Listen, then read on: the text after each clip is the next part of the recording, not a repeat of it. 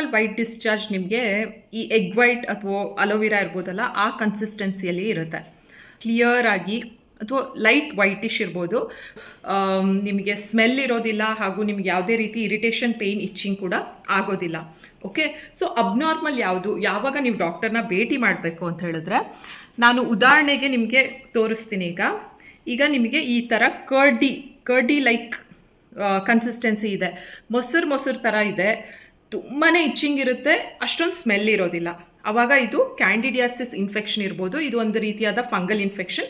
ಆವಾಗ ನೀವು ಡಾಕ್ಟರ್ನ ಕನ್ಸಲ್ಟ್ ಮಾಡಬೇಕು. ನೆಕ್ಸ್ಟ್ ಒನ್ ಭಾಳ ಥಿಕ್ ಯೆಲ್ಲೋಯಿಶ್ ಗ್ರೀನ್ ಡಿಸ್ಚಾರ್ಜ್ ಇರುತ್ತೆ.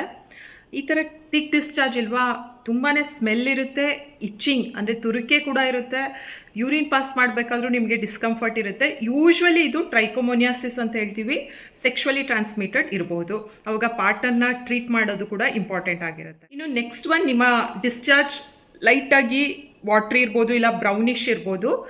ಬಟ್ ಕ್ಲಾಸಿಕ್ ಸೈನ್ ಅಂದರೆ ನಿಮಗೆ ಫಿಶಿ ಓಡರ್, ಅಂದರೆ ಮೀನಿನ ಥರ ಒಂದು ಸ್ಮೆಲ್ ಇರುತ್ತೆ, ಇಚ್ಚಿಂಗ್ ಜಾಸ್ತಿ ಇರೋದಿಲ್ಲ. ಆ್ಯಂಡ್ ಇದು ಎಷ್ಟೇ ಟ್ರೀಟ್ಮೆಂಟ್ ತೊಗೊಂಡ್ರೂ ಮತ್ತೆ ಮತ್ತೆ ಬರ್ತಾ ಇರುತ್ತೆ. ಇದನ್ನು ಬ್ಯಾಕ್ಟೀರಿಯಲ್ ವಜೈನೋಸಿಸ್ ಅಂತ ಹೇಳ್ತೀವಿ.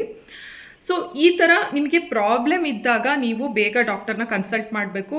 ಏನು ಇನ್ಫೆಕ್ಷನ್ ಅಂತ ಕಂಡುಹಿಡಿದು ಅದಕ್ಕೆ ತಕ್ಕ ಟ್ರೀಟ್ಮೆಂಟ್ನ ಕಂಪ್ಲೀಟಾಗಿ ತೊಗೋಬೇಕು. ಸ್ವಲ್ಪ ಸಿಂಪ್ಟಮ್ ಕಮ್ಮಿ ಆದ ತಕ್ಷಣ ಮಧ್ಯದಲ್ಲೇ ನಿಲ್ಲಿಸೋದಕ್ಕೆ ಹೋಗಬೇಡಿ. ನಾನು ಮನೆಯಲ್ಲಿರುವಂಥ ಕೆಲವು ಪದಾರ್ಥಗಳನ್ನ ಉಪಯೋಗಿಸಿ ಯಾವ್ಯಾವ ರೀತಿ ಕಾಣಿಸುತ್ತೆ ಅಂತ ನಿಮಗೆ ತಿಳಿಸ್ಕೊಟ್ಟಿದ್ದೀನಿ. ಇದು ಬಿಟ್ಟು ಬೇರೆ ಕಾರಣಕ್ಕೂ ಕೂಡ ನಮಗೆ ವೈಟ್ ಡಿಸ್ಚಾರ್ಜ್ ಜಾಸ್ತಿ ಆಗುತ್ತೆ. ಕೆಲವ್ರು ಅಂದ್ಕೊಳ್ತಾರೆ ವೈಟ್ ಡಿಸ್ಚಾರ್ಜ್ ಜಾಸ್ತಿ ಆದಾಗ ನಾನು ತೂಕ ಇಳಿತಾ ಇದೆ, ಅದರಿಂದ ನನಗೆ ವೀಕ್ನೆಸ್ ಆಗ್ತಾ ಇದೆ ಅಂತ. ಇದೆಲ್ಲ ಎಷ್ಟು ಸತ್ಯ ಅಂತ ನಮ್ಮ ಮುಂದಿನ ವೀಡಿಯೋದಲ್ಲಿ ತಿಳ್ಕೊಳ್ಳೋಣ.